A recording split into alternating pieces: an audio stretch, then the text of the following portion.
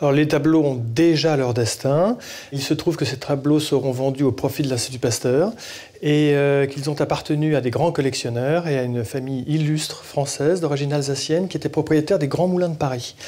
Il se trouve que ce tableau de Renoir qui est à ma gauche a été vendu en 1925 dans la vente Maurice Gornia, qui était la grande vente impressionniste qui a lancé Renoir sur le marché de l'art. Et c'est la famille Hegel qui a acquis ce tableau et on ne l'a jamais revu depuis 1925.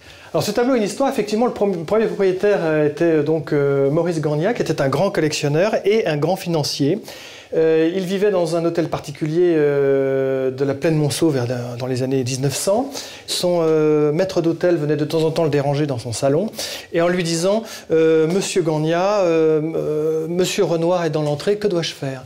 Et à ce moment-là, Maurice Gornia ne se déplaçait pas, il restait assis, il sortait son portefeuille de son veston, il prenait un billet de 100 francs, il donnait un billet de 100 francs à son maître d'hôtel et il disait au maître d'hôtel « Dites à Monsieur Renoir de laisser les tableaux qu'il veut ».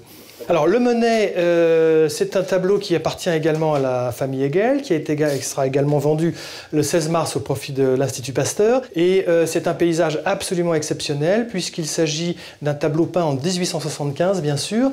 C'est une vue d'Argenteuil qui est l'endroit mythique pour les peintres impressionnistes. Et il faut savoir qu'en 1874 avait lieu la première exposition impressionniste. Donc on est vraiment en plein dans la période impressionniste. La famille Hegel était donatrice de l'Institut Pasteur depuis 1994 et cette vente s'inscrit directement dans le cadre de ces legs dits historiques avec des œuvres absolument uniques et fabuleuses. Nous avons estimé ce tableau de Renoir entre 400 et 500 000 euros et le tableau de Monet, nous l'avons estimé très raisonnablement entre 800 000 et 1 200 000 euros.